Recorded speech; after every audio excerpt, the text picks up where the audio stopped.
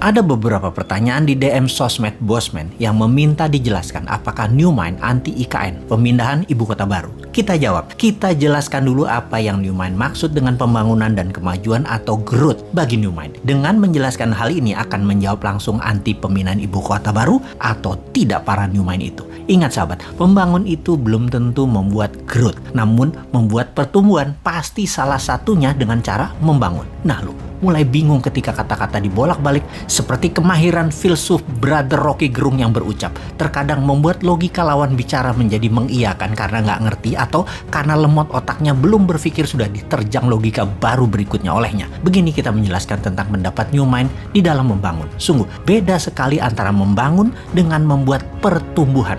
Kita tahu apa itu membangun, apa itu membuat pertumbuhan. Kita jelaskan. Benar, Indonesia saat ini terlihat banyak membangun infrastruktur. Ya, benar itu membangun. Namun jangan sahabat bilang bahwa membangun itu memajukan Indonesia. Belum tentu.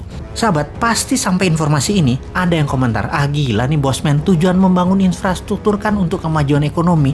Benar kan? Begitu? Ada yang komen begitu kan? Jawabannya, belum tentu membangun itu memajukan ekonomi. Kita harus melihat bagaimana cara Indonesia membangun dan dengan siapa membangunnya. Baiklah, saya mau menjelaskan sedikit dengan pengandaian.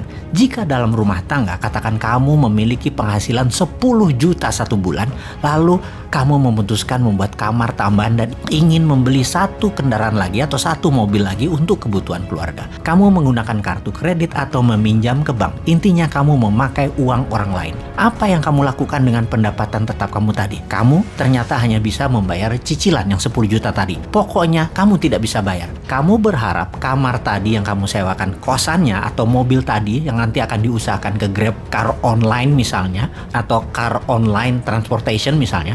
Sepertinya rencana itu bagus bukan? Tetapi bisnis sekali lagi bukan matematis. Apa yang terjadi kalau tidak ada yang menyewa kamar tersebut sebagai kos-kosan? Apa yang terjadi kalau setoran transportasi online tidak mencapai target? Pasti dari penghasilan yang 10 juta tadi dibayarkan ke bunganya saja dan pastinya pokoknya tidak bisa terbayarkan. Kita terus menggantung harapan bahwa kos-kosannya mudah terisi dan transportasi online-nya akan meningkat hasilnya. Anda benar membangun, tapi belum tentu membuat maju perekonomian rumah tangga. Betul kan? Dengan ilustrasi tersebut, kita urai lagi lebih dalam apa yang terjadi pada ekonomi secara makro di kelas menengah ke bawah di Indonesia dalam 6 tahun terakhir. Sekali lagi, kenapa pertanyaan kita memfokuskan pada pengusaha kelas menengah ke bawah? Karena yang di atas, yang besar, yang oligarki, yang BUMN, mereka tidak menderita. Mereka naik pendapatannya karena fasilitas negara dan karena pejabat membuat peraturan yang menguntungkan oligarki.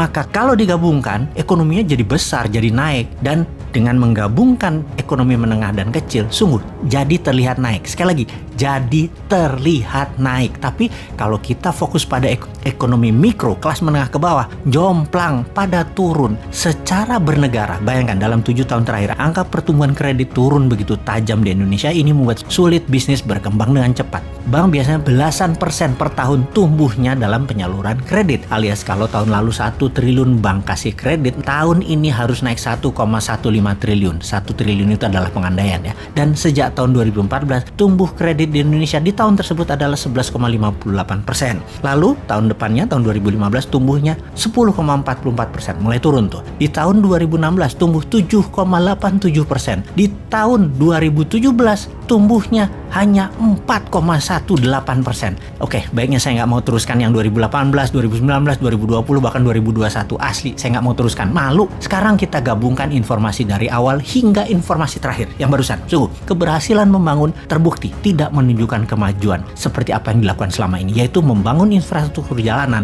menggunakan uang asing dan serba asing, ternyata tidak menaikkan pertumbuhan bisnis mikro. Terbukti dengan menurunnya saluran kredit ke sektor real di UKM. Benar, kita membangun, tapi GDP per kapita tidak naik dalam 7 tahun terakhir. Apalagi kalau dipotong inflasi akumulasi selama 7 tahun. Pertumbuhan Indonesia minus. Fakta lagi, GDP per kapita 2014 adalah sekitar $3.700 per kapitanya. GDP per kapita 2021 $4.050. Dalam 6 tahun naik secara akumulasi sekitar 9%. Sementara total inflasi 2014 sampai 2021 adalah sekitar 14%. Ya kalau 14% dikurangi pertumbuhan yang 9%, dibandingkan, ya minus pertumbuhan nasionalnya. Jadi kita pastikan bahwa membangun belum tentu memajukan atau menumbuhkan. Dan ini terbukti membangun infrastruktur dan terbukti tidak menumbuhkan GDP per kapita. Jadi yang New Mind anti, sekali lagi, bukan memindahkan ibu kotanya, bukan membangun ibu kota barunya, bukan membangunnya sekali lagi. Namun kalau melihat cara membangunnya dan